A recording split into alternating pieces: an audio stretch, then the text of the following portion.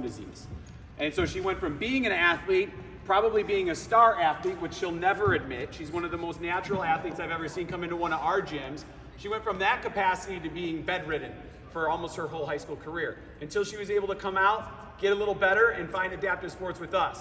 I had bone cancer in both my legs when I was a kid. So any freshmen in here? First of all, before I start this, anybody here last semester? Because if you were here last semester, you need to shut your mouth and not give everything away. Fair? Good? All right. So I was diagnosed first in my right leg and then in my left. You can see my legs are different shapes, right? And then people ask, well, I've had 28 knee replacements and revisions since I was that time. See, I'm all metal and plastic. Listen. Nobody else can do that, can they? Go ahead, try it. See if your knees make that noise.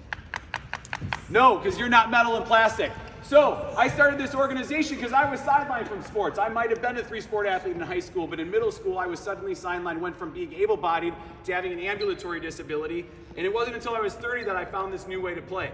And I thought, well, that's pretty dumb that I don't get to play with my friends and family like everybody else does, so I had to find a way for us to play together, so that's what we're doing today.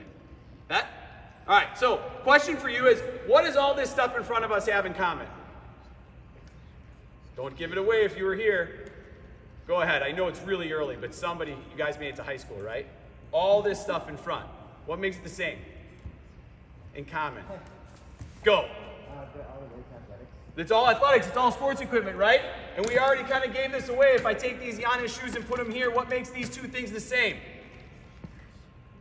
What makes these two things the same? They're all, nope. One thing that makes them the same. They both what? They do help someone play. And if I say, what are these? What's the word you might use for these?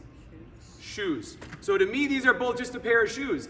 I don't wear shoes like this to play sports anymore. I wear these kind of shoes. And these shoes would allow me to play wheelchair basketball, wheelchair football, wheelchair lacrosse, wheelchair softball, and even wheelchair tennis. Now, did I say disabled basketball? Did I say disabled lacrosse? No, what did I say? Wheelchair, and a different pair of what? Shoes. So let's test that idea, right? Because anybody play soccer or football or baseball? Raise your hands. What do you put on your feet when you play baseball? Cleats, which is a different pair of what? Shoes, right? Anybody ski or snowboard? What do you put on your feet when you ski and snowboard? Boots, right?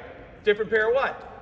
Shoes. So that's the way I want you to see this today is that lens. These are just a different pair of shoes. And this allows everybody to play in the same way. Whereas Mark can't stand, Sydney can't run, I can't run, Marco can walk, but he can't necessarily run either. These are shoes we can all run in together. Sound good?